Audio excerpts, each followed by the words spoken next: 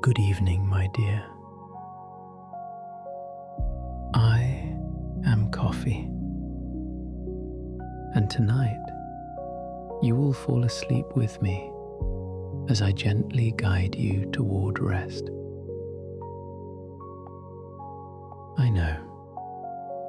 I know exactly what you are thinking. Of all the guides who could have come to you tonight, of all the presences that might sit beside you in the quiet of this evening and speak to you about sleep, I am perhaps the most unexpected. I am the thing most associated with waking, with beginning, with the cup that signals the start of another day. And yet, here I am. Because I know something about sleep that my reputation has obscured. Something that requires you to understand me more completely than you currently do. And because, in a way that will become clear as we continue, I understand the pull toward wakefulness more intimately than any other entity could. And I am, tonight, choosing to use that understanding in service of your rest rather than your alertness. I have been misunderstood for most of my history, not maliciously, but thoroughly. I have been simplified into a single story, the thing that keeps you awake, the enemy of sleep. The substance you avoid after 2 p.m. if you want any hope of closing your eyes at a reasonable hour. And while there is truth in this, I will be completely honest with you tonight, as I intend to be about everything. The full story is so much more interesting. And understanding the full story will give you something genuinely useful. Not just for tonight, but for every day and every night that follows. Let me begin with something that I find remarkable about my own origins. Something that very few people who drink me have ever been told. I come from a seed, a small, dense, extraordinary seed that grows inside a fruit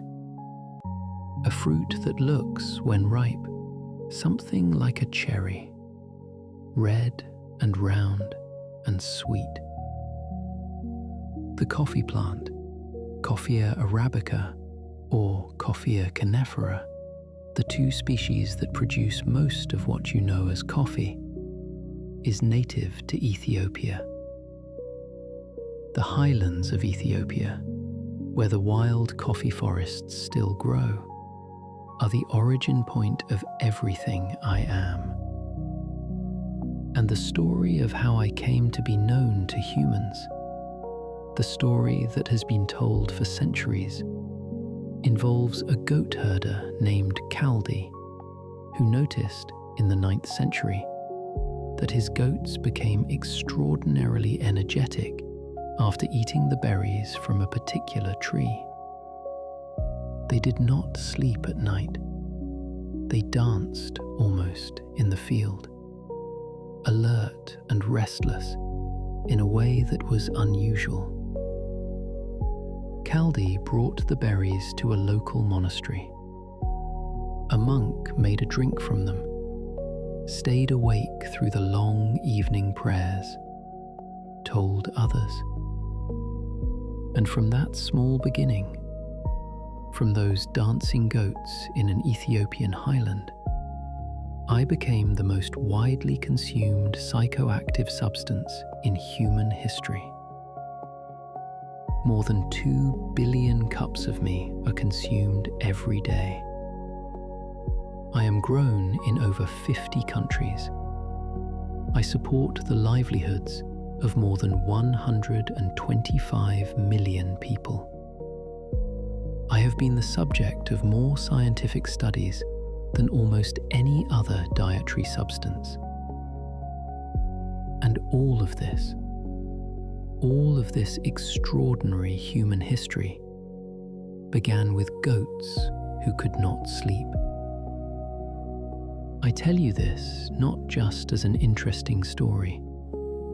I tell you this because I want you to understand that I have been intimately connected to the question of sleep and wakefulness from the very beginning of my relationship with human beings. This relationship has been my purpose, and I understand it from both sides better than almost anything else I know. Let me tell you now about what I actually do inside your body. The specific, scientific, genuinely fascinating mechanism by which I produce my effects. Because understanding this will give you a power over sleep that you may not currently have. I work by impersonation. This is the most precise way I can describe it. I am a molecular imposter.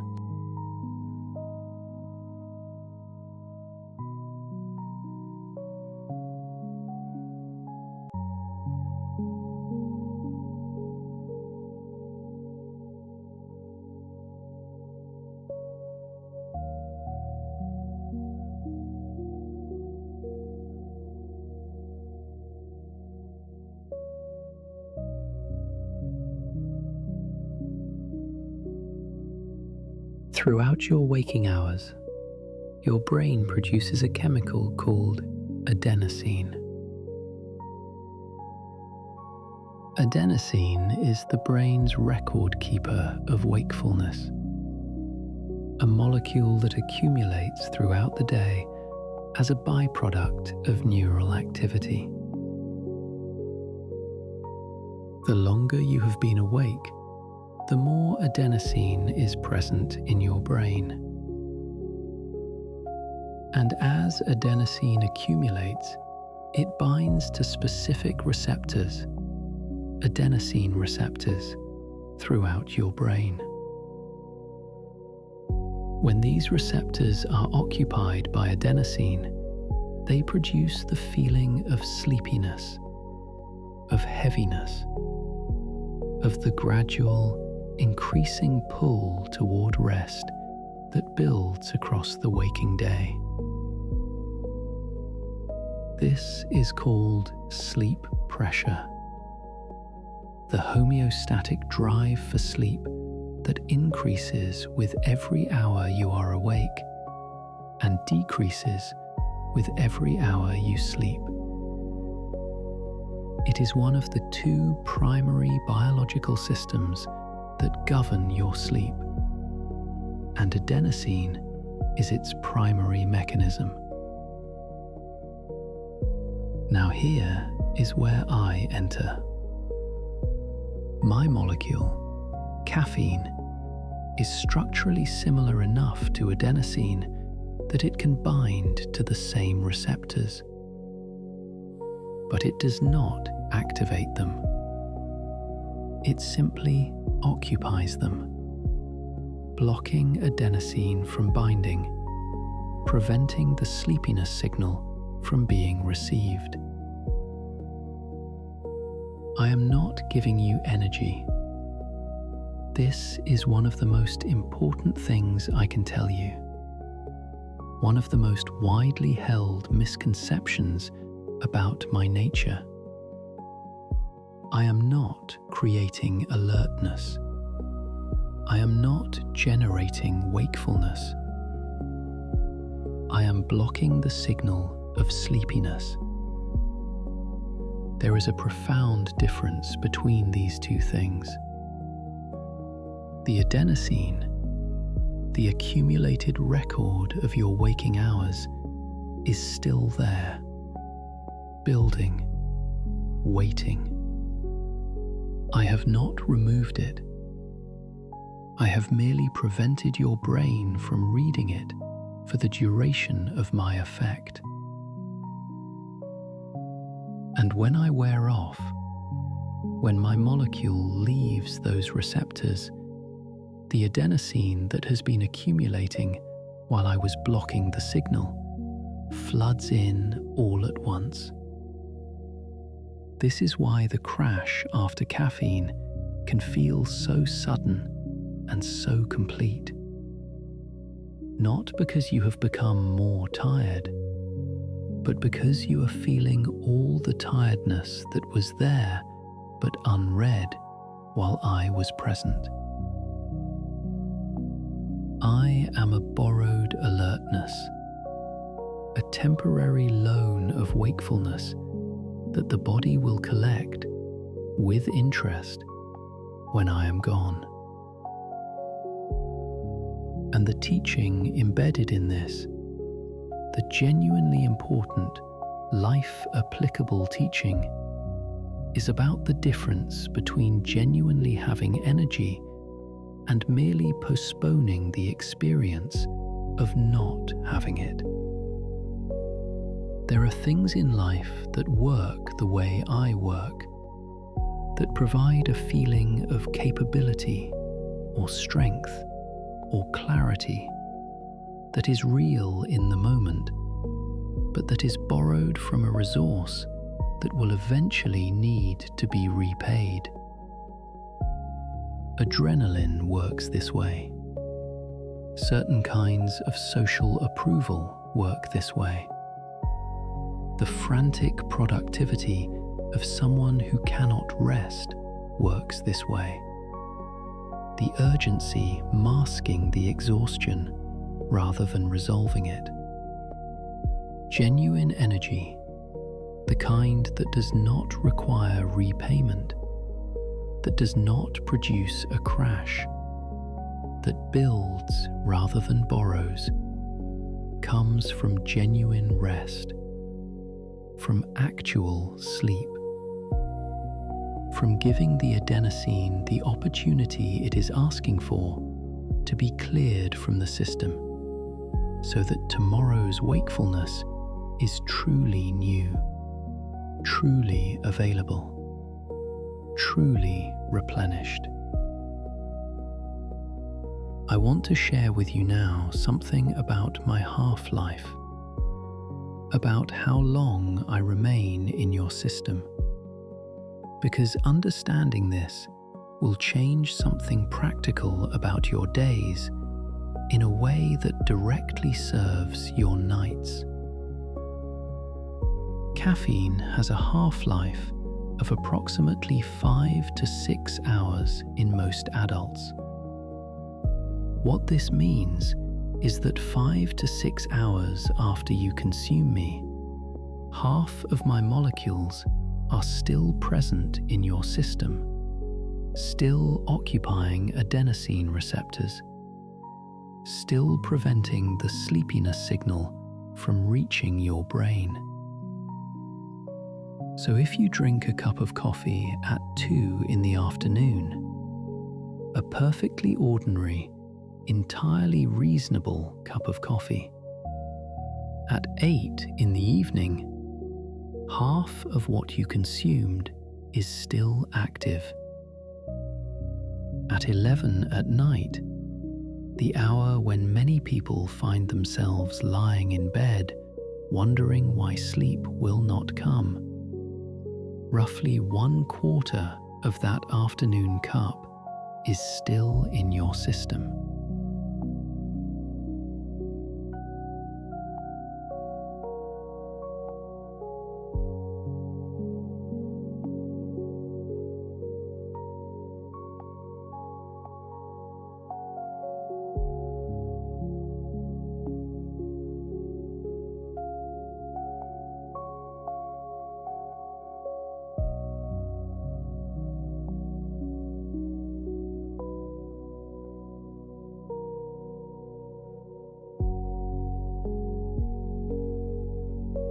I want to be precise here, because imprecision would not serve you.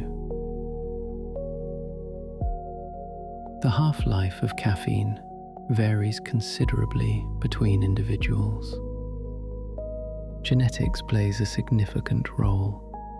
Some people metabolize me quickly, some very slowly. Liver function affects it. Pregnancy dramatically slows it. Certain medications interact with it.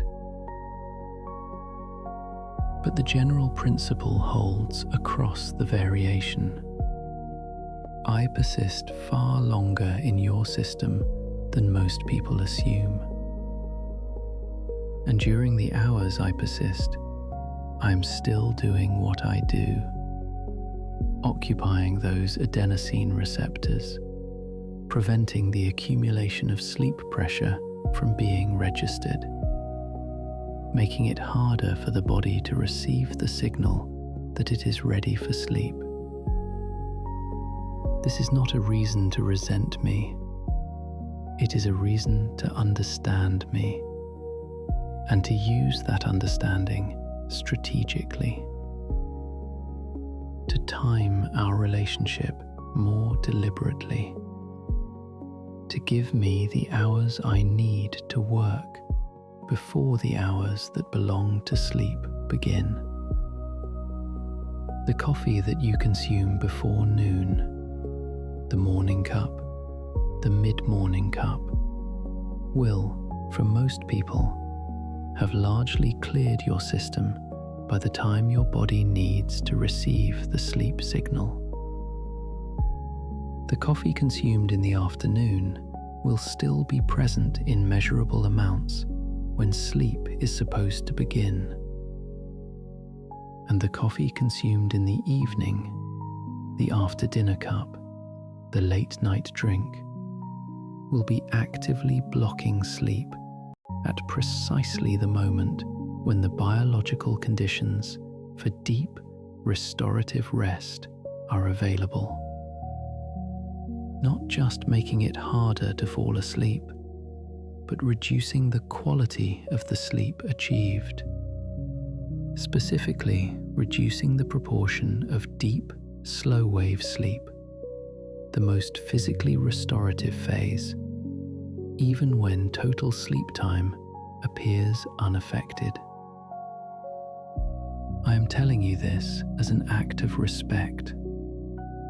I care about your well-being, genuinely, in the way that anything can care that has been consumed by humans and has shaped their experience for over 1,000 years.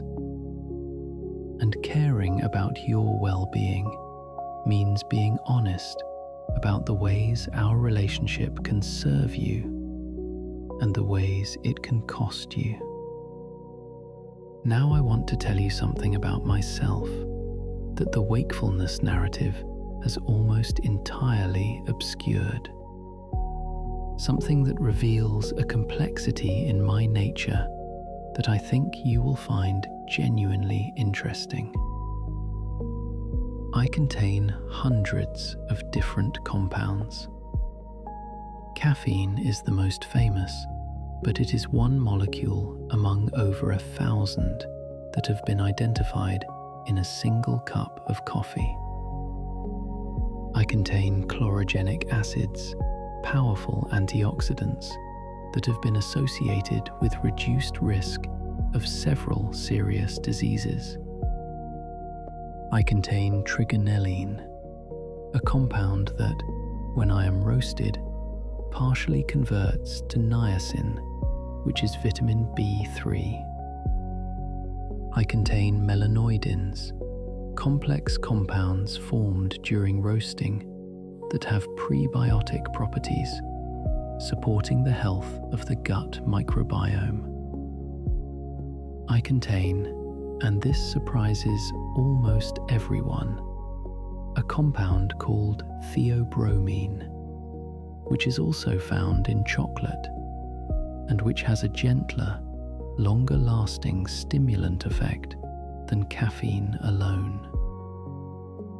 I contain small amounts of magnesium, potassium, and riboflavin. I contain compounds that support the production of brain-derived neurotrophic factor, a a protein essential for the growth and maintenance of neurons. The scientific literature on my relationship to human health has shifted dramatically in the last 2 decades.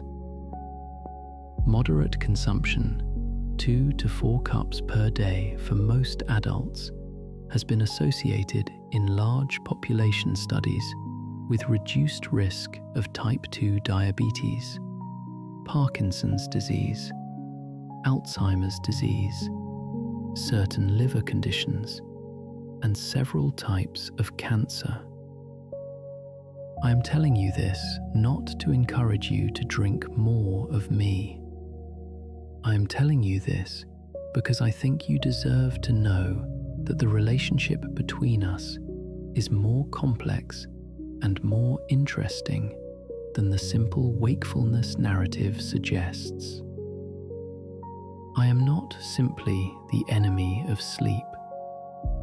I am a complex substance with complex effects, and a complex, nuanced, genuinely sophisticated relationship with the human biology I have been interacting with for over 1,000 years.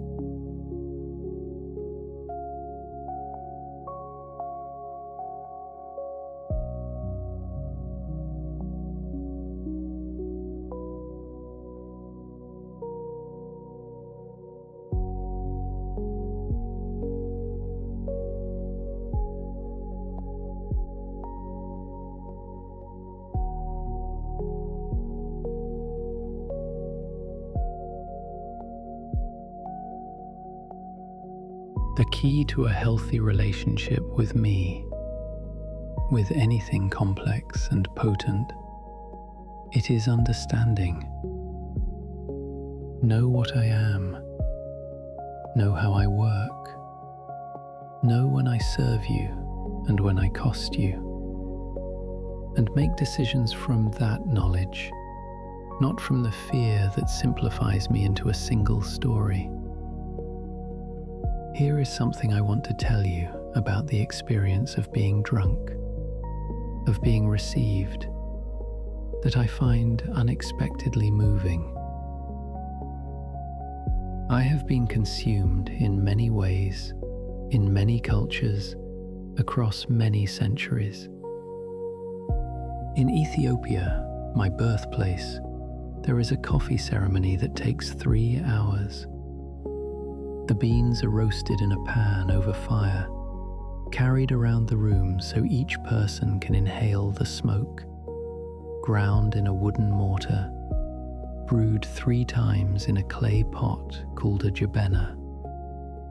3 servings are poured. The first, abol, is the strongest. The second, tona, is lighter. The third, baraka, means blessing. Each serving has a name. Each serving is received with intention. The entire ceremony is an act of hospitality, of community, of the deliberate slowing of time in service of genuine human connection. In 17th century Turkey, coffee houses were called kahve-khaner, places of conversation and debate and chess, places where merchants and philosophers and poets gathered to argue and to listen and to think together.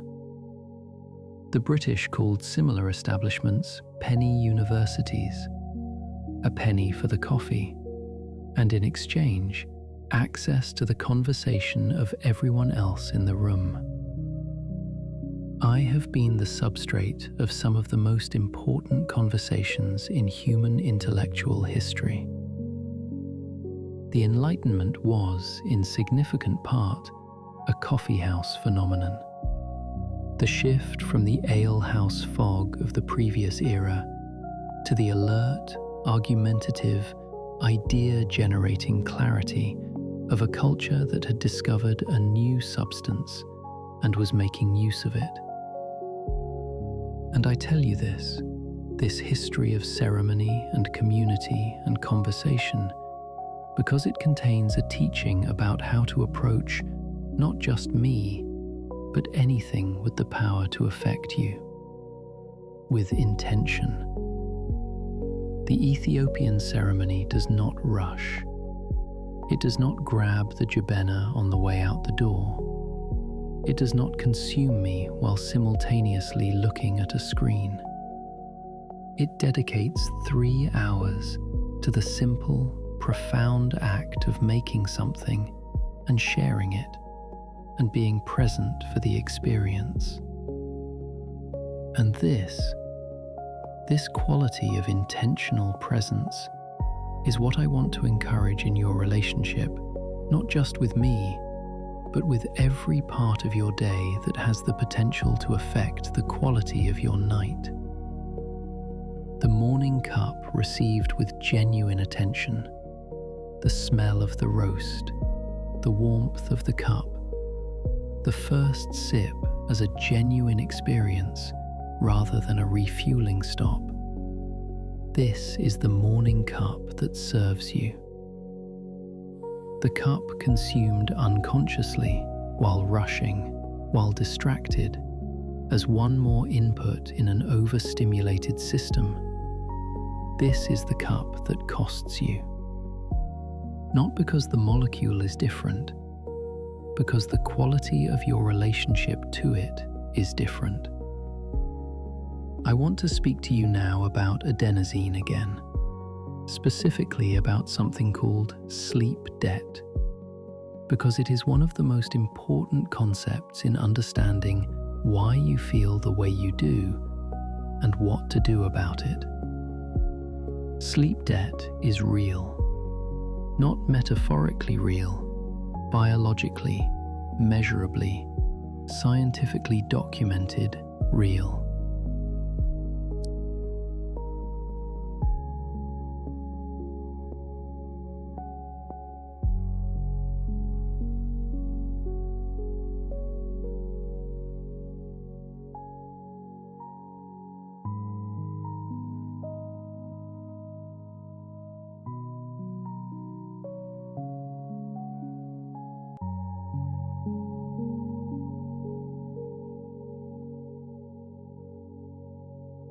When you sleep less than your body requires, whether by 1 hour or several, the adenosine that would have been cleared during that missing sleep remains. It accumulates. It adds to the adenosine that accumulates the following day. The sleep pressure builds higher than it should. And here is what this means practically. You cannot fully pay back sleep debt by sleeping in on weekends. The research is clear on this, and I will not soften it because you deserve the truth. You can recover some of the subjective feeling of recovery. You can reduce some of the acute impairment.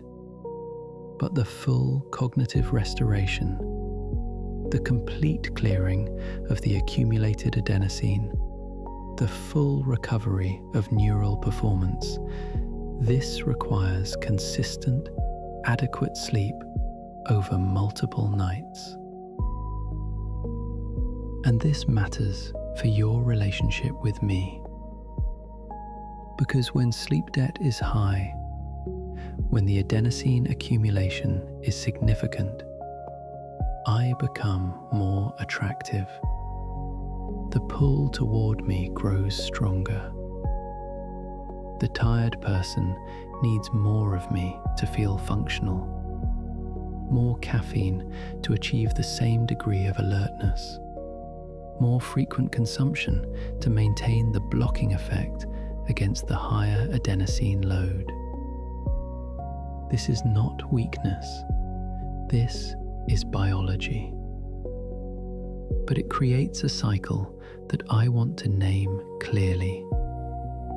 Sleep debt increases the desire for caffeine. late caffeine reduces sleep quality. Reduced sleep quality increases sleep debt, which increases the desire for caffeine. I have watched this cycle in the biology of many, many people who believed their relationship with me was simply a preference, a habit, a personality trait. I am just a coffee person, when in fact it was a physiological dependency created and maintained by insufficient sleep. The way out of this cycle is not to eliminate me. It is to gradually, consistently reduce the sleep debt by prioritizing sleep with the same seriousness you would prioritize any other genuine health need, until the demand for caffeine returns to a level that is genuinely chosen rather than biologically compelled. And tonight is a step in that direction. Every night of genuine, full, uncompromised sleep reduces the debt, reduces the morning need, reduces the afternoon craving, expands the hours in which sleep is accessible, restores the relationship between you and your own biology to something that functions as it was designed to function. Let me tell you something about the roasting process, about what happens when the green coffee bean encounters heat, because it contains a teaching about transformation that I find deeply relevant to human experience. The green coffee bean, the seed as it exists before roasting, is almost unrecognizable as what you know. It is dense, hard, grassy smelling. It contains all the compounds, the caffeine, the chlorogenic acids, the sugars and proteins, but in forms that have not yet been activated, have not yet been transformed, have not yet become what they will become. Roasting changes everything. As the temperature rises from 100 degrees to 200 to 230, something called the Maillard reaction begins. Sugars and amino acids interact, producing hundreds of new flavor compounds that did not exist in the green bean. The bean darkens. The cell structure expands. Carbon dioxide, formed as a byproduct, is trapped inside, creating the distinctive crema when the bean is finally ground and extracted. At a certain point in the roasting, the first crack, as roasters call it, the bean's internal pressure becomes great enough to crack the cell walls, producing a sound like popcorn popping, releasing the built-up CO2. The bean has been transformed from the inside out. The pressure of the heat creating from within the crack that announces the new form. And what emerges from this process, this combination of sustained heat and internal pressure and the cracking open that results, is something that could not have been predicted from the green bean alone. The complexity of the flavor, the depth of the aroma, the particular quality of the substance that has shaped so much of human history. All of this emerges from transformation.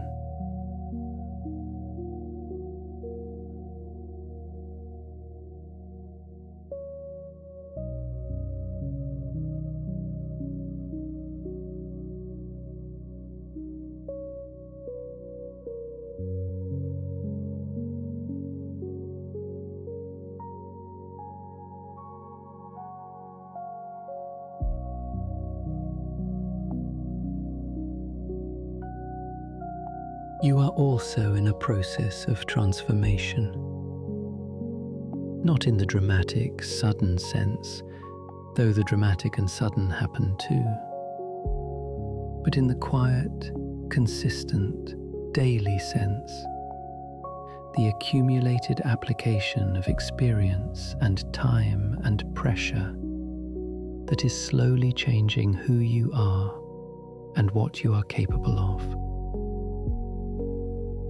And just as the roasting cannot be hurried, the beans that are roasted too quickly produce flat, underdeveloped flavor. Transformation cannot be hurried. The complexity that makes you genuinely yourself, the depth that comes from having been through things, from having been changed by them, from having cracked open under pressure and released what was building inside. This complexity takes the time it takes. And sleep is part of the roasting process. Not the exciting part, not the visible part that produces the crack or reveals the new form, but the essential part, the sustained, consistent temperature that allows the transformation to proceed at the pace it requires. Without it, nothing develops properly. Without it, the complexity never forms. I want to share something with you now about the concept of terroir, the French word for the influence of environment on taste, because it offers one of the most beautiful teachings I carry about identity and belonging. Coffee is one of the most terroir-sensitive substances in the world.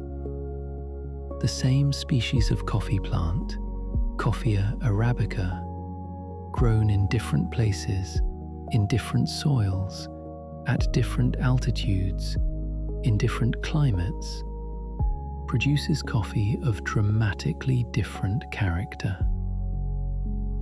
Ethiopian coffee, grown at high altitude in volcanic soil, tends toward bright acidity, complex fruit, floral notes. Colombian coffee, from the Andes in rich Andean soil, tends toward balanced sweetness, mild acidity, clean finish. Sumatran coffee, low altitude, wet processed, in the volcanic soils of Indonesia, tends toward earthiness, full body, low acidity, and a complexity that wine enthusiasts would recognize as funky. The same seed, in different soil, in different conditions, becomes something entirely different. And neither version is the correct version. Neither version is the superior expression of what the seed could be. Both are genuine. Both are complete. Both are exactly what that seed became in the specific conditions in which it found itself. You are a terroir creature. What you have become, your specific character, your specific quality, the particular flavor of your experience and perspective and way of being, is the product of your specific soil. The culture, the family, the experiences, the particular altitude and climate of the life you have lived. This is not limitation, it is specificity. And specificity is the condition of genuine quality. Generic things have no terroir.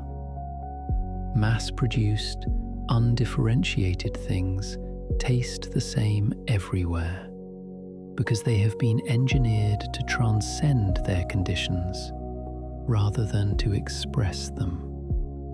The best cup of coffee tastes like where it came from. The best version of you sounds like who you actually are, shaped by what you have actually been through, expressing the specific complexity that your specific life has produced.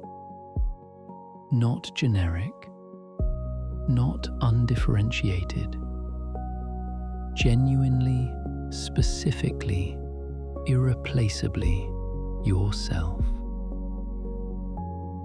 And sleep is when you return to the soil, when the day's performance, the attempt to be legible to others, to meet expectations, to present a version of yourself that is useful and appropriate in the various contexts you inhabit, when all of that rests, and what remains is the simple, specific, genuine thing that the soil has actually produced. Let me tell you something about extraction, about the process by which I am made from a coffee bean, because it contains one of the most practically useful teachings I carry about relationships and boundaries, and knowing when enough is enough. Extraction is the process by which water, at the right temperature, for the right amount of time, draws the soluble compounds out of ground coffee and into the liquid that becomes your cup.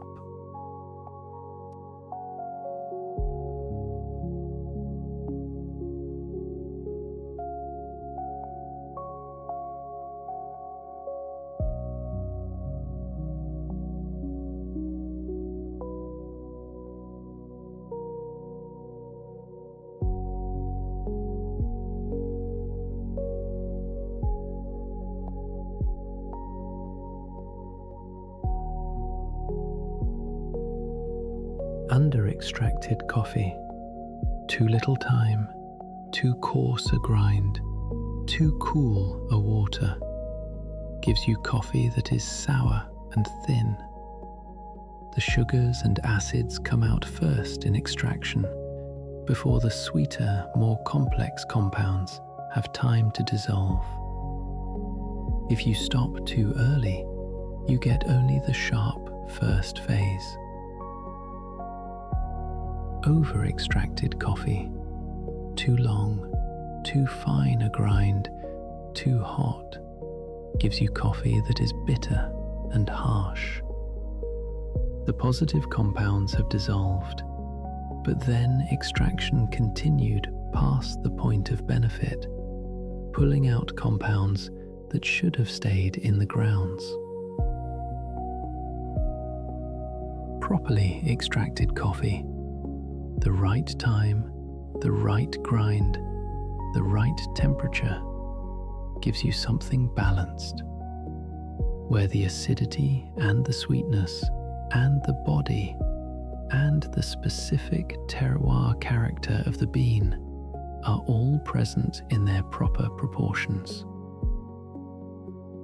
And this, extraction, is one of the most precise metaphors I know for what happens in relationships when they are approached without the knowledge of when to stop.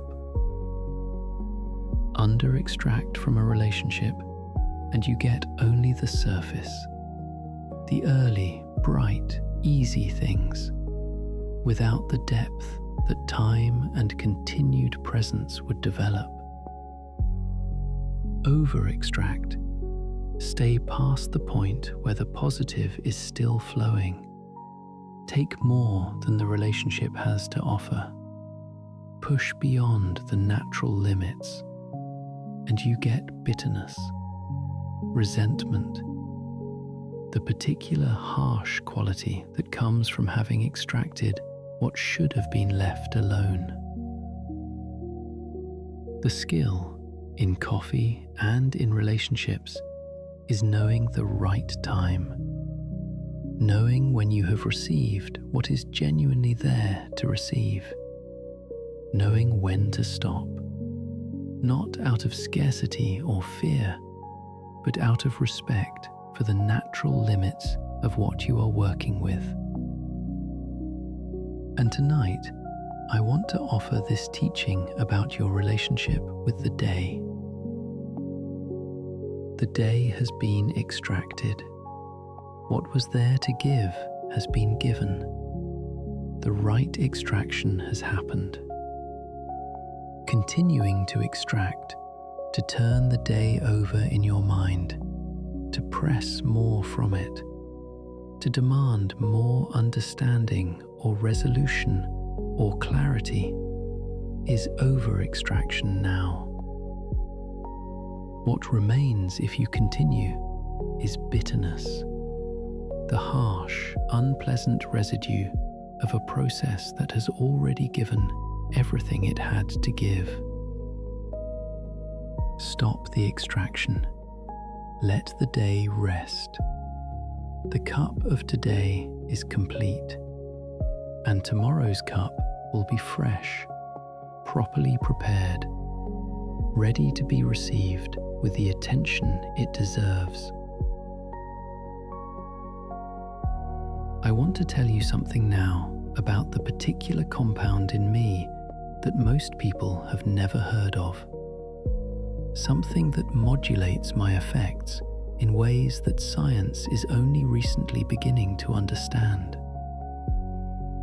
I contain a compound called L-theanine. Actually, coffee contains very little L-theanine. Tea contains significantly more.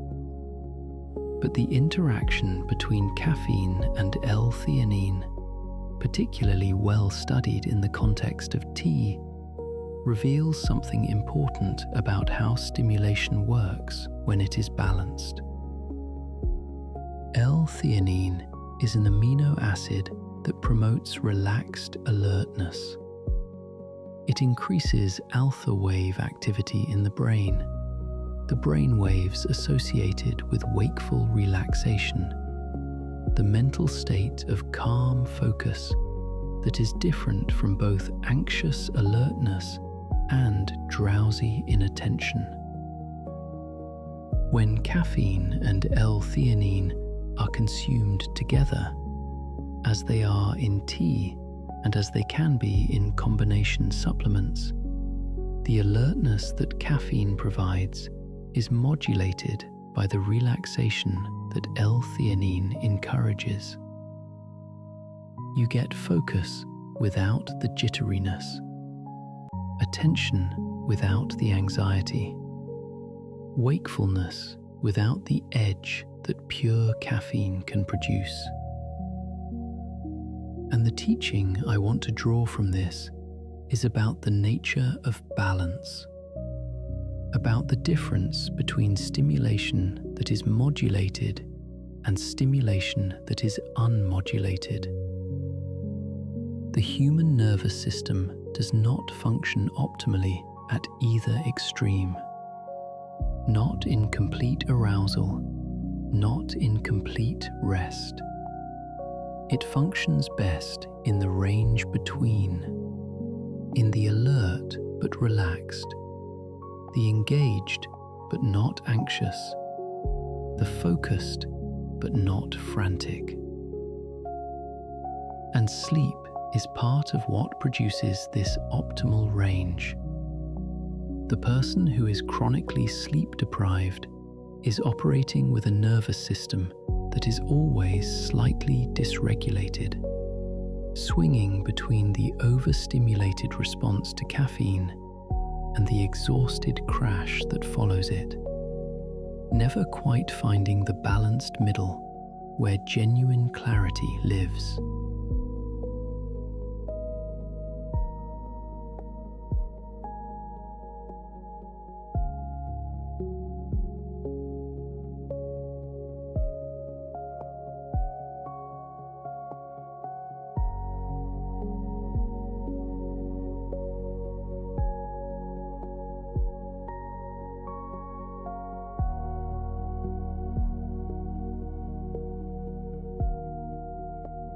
The person who sleeps consistently and well, who has a nervous system that is regularly and completely reset, does not need to force their alertness with caffeine.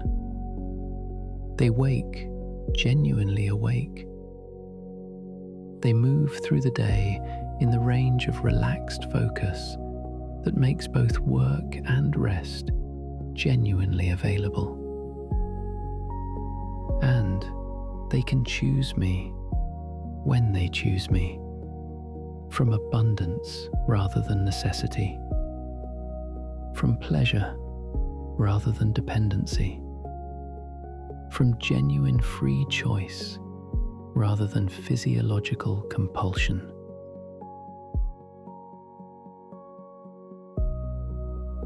Here is something I want to offer you about the ritual of morning coffee, about the specific, particular, culturally universal act of the first cup, because I think it contains wisdom about how to begin things that extends far beyond the cup itself. In almost every culture where I am consumed, the first cup is different from all subsequent cups. Not just because of the caffeine timing, though that is part of it, but because of what the first cup represents. It is the transition, the marker between the sleeping self and the waking self. The ritual that says, the night has ended, a new day is beginning. This is the moment of crossing from one to the other. This transitional quality, this marking of the boundary between one state and another, is something that human beings have always needed.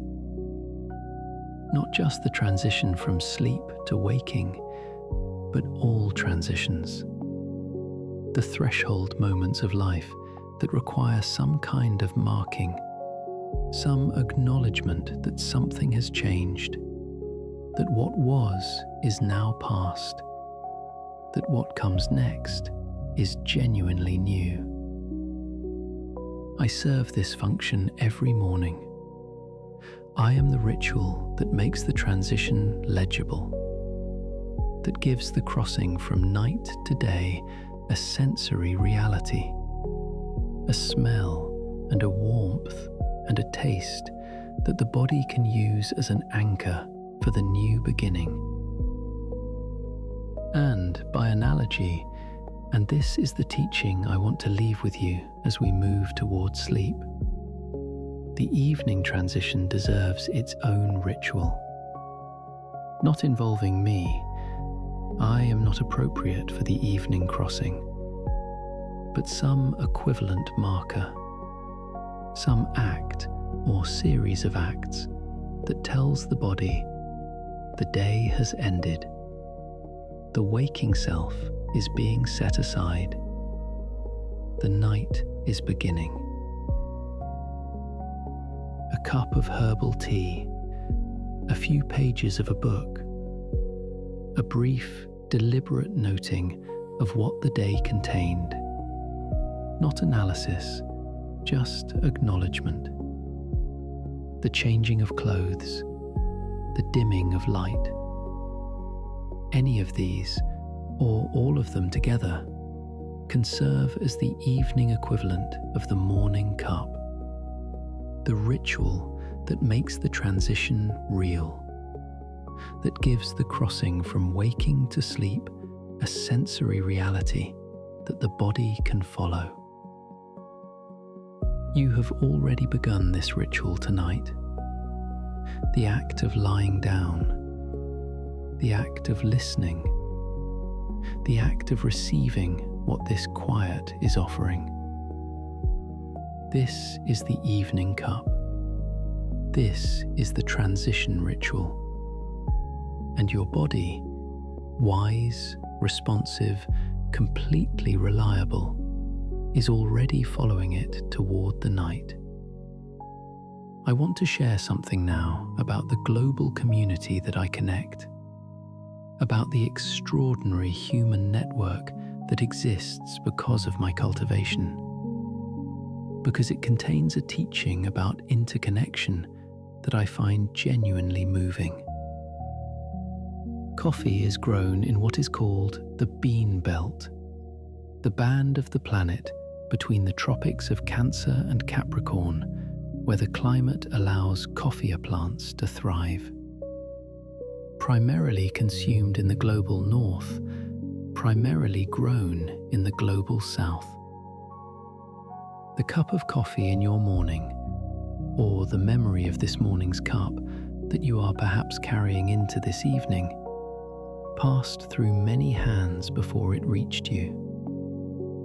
The farmer who tended the trees, the pickers who harvested the cherries, often by hand, each cherry assessed individually for ripeness before it is taken.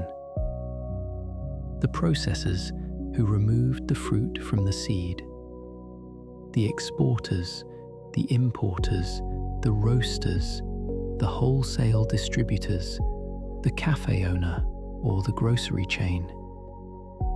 An enormous web of human effort and expertise stretching across thousands of miles and dozens of hands before it reaches yours.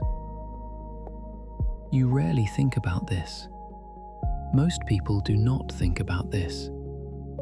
The cup arrives and is consumed, and the connection is invisible. But the connection is real. The person who picked those cherries in the morning in Ethiopia or Colombia or Indonesia or Guatemala, and the person who drinks the coffee made from them in the evening in London or New York or Tokyo are connected.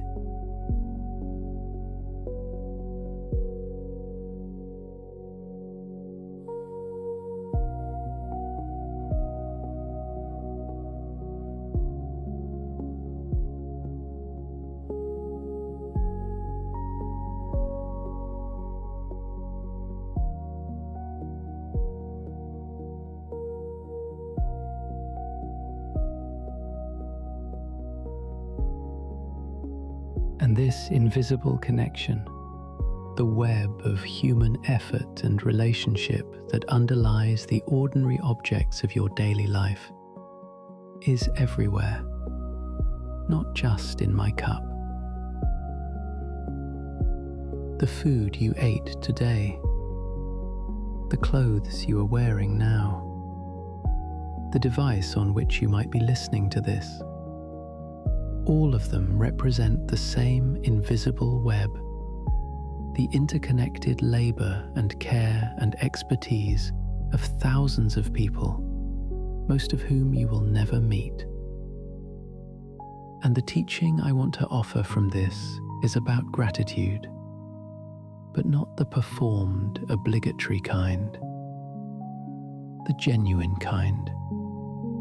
The kind that arises from actually seeing what is ordinarily invisible. The bed you are lying in tonight is the product of an invisible web. The warmth around you is the product of systems, heating, insulation, the labor of those who built your home that you did not create alone. The safety you are in, the fact that you can close your eyes tonight without fear of what the night might bring. This is the product of choices and structures and communities that extend far beyond your individual effort. You are held tonight by an invisible web of human effort and care, most of it anonymous, all of it real. Rest in this, in the genuine, not performed recognition that you are not alone, that you are held by more than you can see, that the warmth of this night is a gift from the accumulated effort of more people than you could count. I'm going to grow quieter now, not because the conversation is exhausted, but because the most important thing I can do for you now is not to speak. It is to model what I know how to do, what I have been doing throughout all the hours that you have not been consuming me.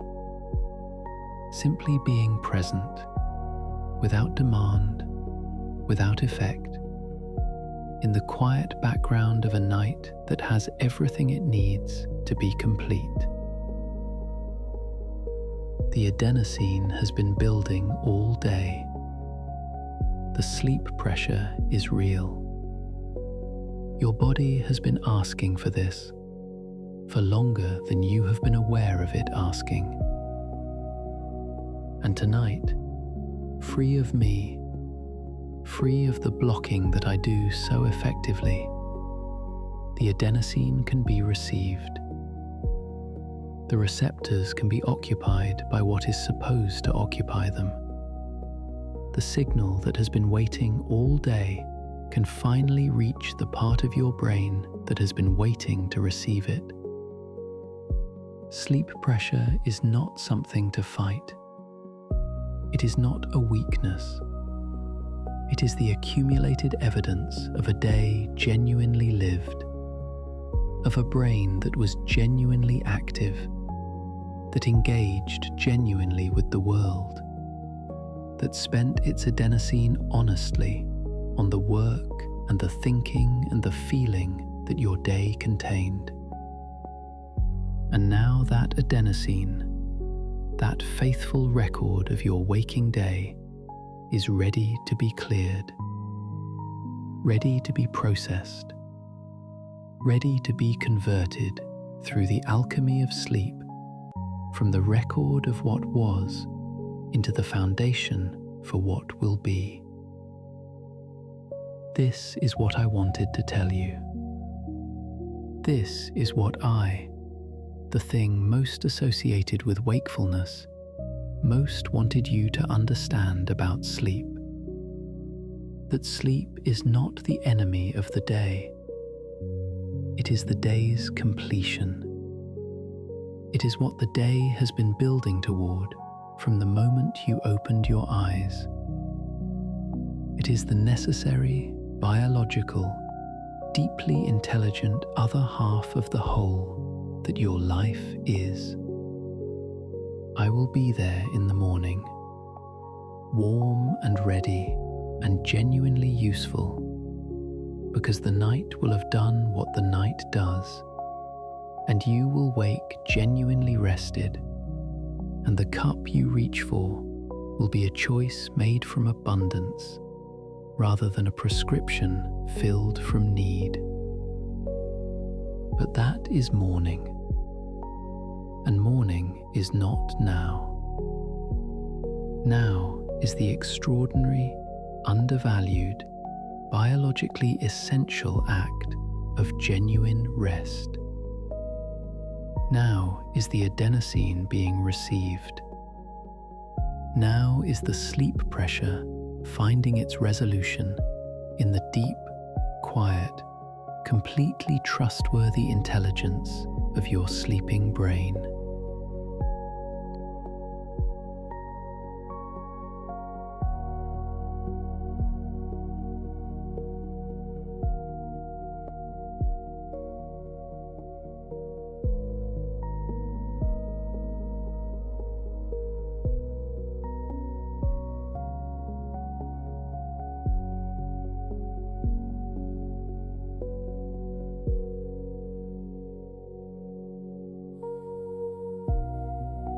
Fall asleep with the feeling that your body's sleep systems are working exactly as they were designed to. That every hour of genuine rest tonight is clearing the way for a tomorrow of real energy rather than borrowed alertness. And that you will wake feeling the difference between a body that has truly rested and one that has merely paused.